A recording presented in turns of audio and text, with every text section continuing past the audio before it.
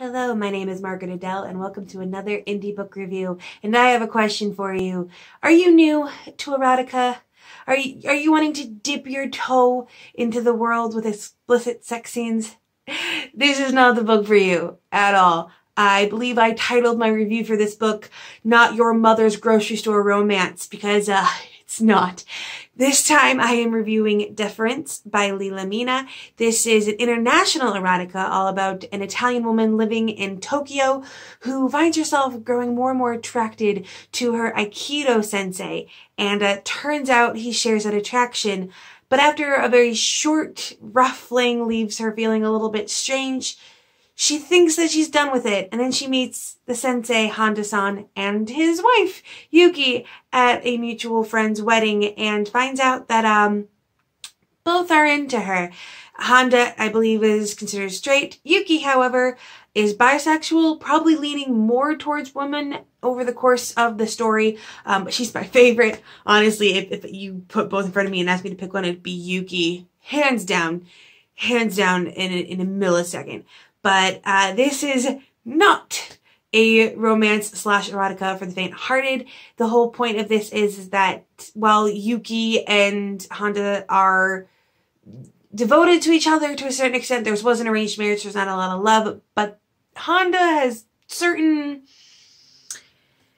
feelings and things that he wants to do in the bedroom that Yuki doesn't really want to go through with, and out of respect for her, he doesn't. And as he agrees to let her have her female lovers, she agrees to let him bring Lana in, but they both end up falling for her. That was a very intriguing concept when I first found out about it, mostly because I like polyamory where it's group love, even though there's definitely a hierarchy here. I asked the author, because this is set in Tokyo, it is everything Japanese. I said, hey, have you done research? This, that, the other thing. She goes, nope, I live there. So informal research, but these are real places that she moves through in her daily life. The author is, I don't remember exactly what ethnicity she's showing, but she is Caucasian. So in a lot of ways, Lana represents her, although I'm not going to say anything about her inclinations. I don't know.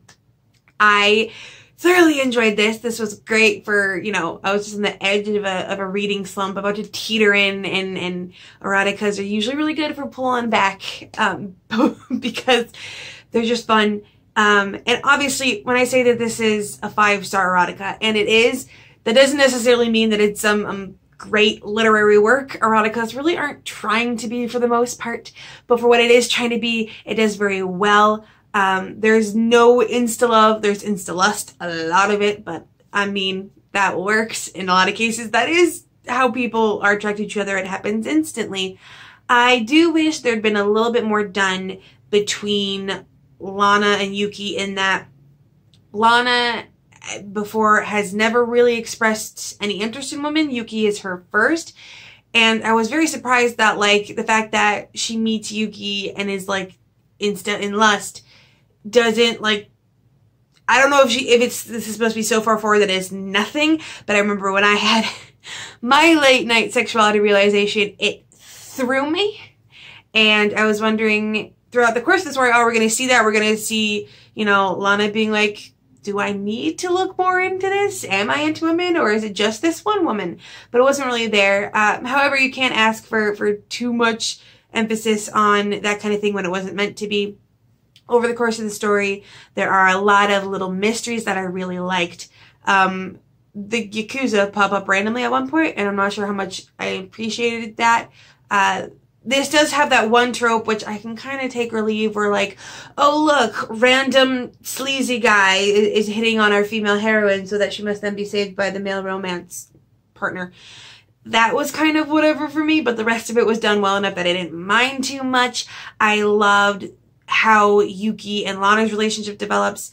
The whole point of Honda and Lana's relationship is that it's not really there. They're kind of, you know, he sees it as training her and her fulfilling a need of his, and it's definitely consensual. There's no content warnings are needed in that respect. Everything is consensual. Now, what happens within that consent and the things they consent to do may be a bit much for you if you're not usually reading this kind of thing, but it's all consensual.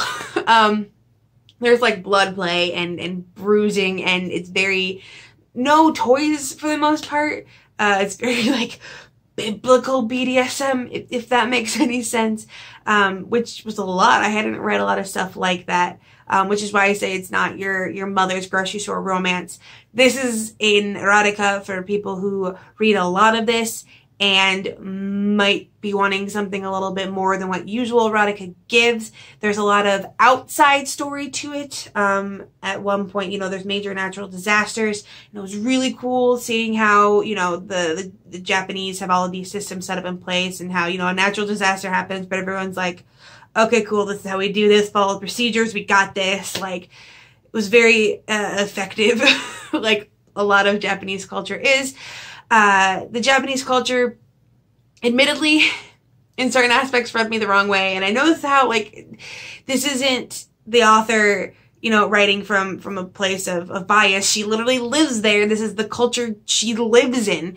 There was a lot of that emphasis on, Japan is really big on, you know, wives submitting to husbands and the hierarchy of the family and all of that kind of stuff. And so it made sense for the context, and it wasn't too overbearing, but coming from a non-Western or a Western perspective to a non-Western culture, it was really aggravating, the level of submission Honda expected from both Lana and Yuki. And like, I had to just kind of be like, it's just the culture, it's not a bad thing over there. It's just the culture, it's not a bad thing over there. But like I said, if you gave me the choice, I'd go with Yuki. The ending was a little abrupt, a little out of nowhere, but I really appreciate that she didn't go with the standard ending, because this is a trilogy, I'll tell you that right now. I think, yes, I have all 3 of the books. I will probably be continuing at this point. And she doesn't do the stupid ending of the first book thing that a lot of erotica or romance does, where it's like, oh wait, now they're broken up, you'll have to read the sequel to see them get back together, where they like recycle the exact same romance the next one. This one does not have that, I will tell you right now. I know that might be like a little bit of a spoiler. Is it a spoiler if you're telling someone how the story doesn't end? Anyway, if you're like me and you get tired of those repetitive tropes, it doesn't have that. It ends in an entirely different way. Like, there's still a gigantic mystery. Like, I'm still wondering, like, what happened, because another thing happened and I need to know the cause of it, and no one was saying it. Like, there's a lot of those little mysteries. There's a lot of outside mysteries. There's a lot of maybe hidden opposition. And there's also something hidden in Lana's backstory, and you don't actually know, which was intriguing, because most of the time, again, in these romances, it's usually, you know, as the reader, by about like halfway through, and then it's just, oh, when is the romantic partner going to know? And I think you might be learning it exactly when the other characters in the story do, either romantic partner, Yuki or Honda. And I'm kind of into that. I like the extra mystery there. I also like that you get some hints, like, you know, a photo or a wayward thought of Lana's, but it's not explained. She doesn't be like, oh, I can't do that again since, and then trails off.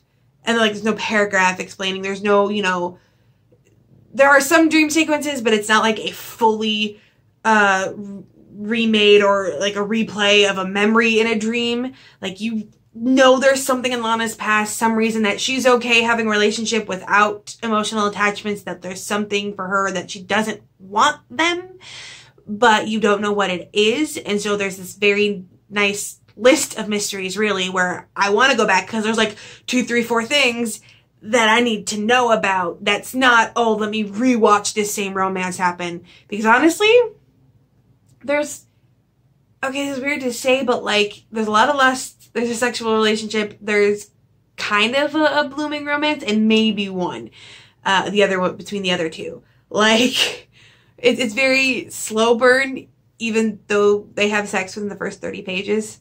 Definitely don't read this book around people that you will not want to know that you're reading in erotica, because there legitly is a sex scene. Like, I must do something crazy like every 30 pages, but it works because that's the whole point. You know, their relationship isn't very, it's not very romantic. Strangely enough, it's consenting and it's fun for them and there is some level of care, but you're not gonna get a long, drawn out, I'm drawn to you conversation. So if you're that kind of romance reader where you need like the words of affirmation in the first book, you're not gonna get them. I'm personally hoping there will be those words in future books. Really hoping. But in general, I just loved reading this one. It was perfect to pull me back from my threat of a slump, the incline or decline I was inching towards there. It's a great, nice read. Like I said before, this is not for newbies. This is not for people who don't normally read this stuff, and I would not suggest this for being the first erotica you read by any means. However, if you do read a lot and you're like, it all feels the same, because it can get that way, this is a great one to pick for that. Now, this is the moment when I usually say, if you're an indie author and you would like a review, but as of this video, still under a quick kibosh on review requests. I have gotten a couple from people who don't know, which is fine. I've learned that a lot of the review requests I get come from people who learned about my channel from like a cajillion different ways. It could be from, you know, the Indie Helper database or Twitter or my YouTube channel or whatever. So if you have sent me an email while I've been closed to review requests, that's fine. You could have heard it from a friend and you just didn't know. So that's fine. But I am not expecting any more right now. Thankfully, with this one and another one done, I am quickly catching back up. Might still be a hot minute, but I'm really hoping to get more books out because this Indie August has just been so much fun. Now, with nothing else to say, I hope you have a wonderful day and a marvelous tomorrow.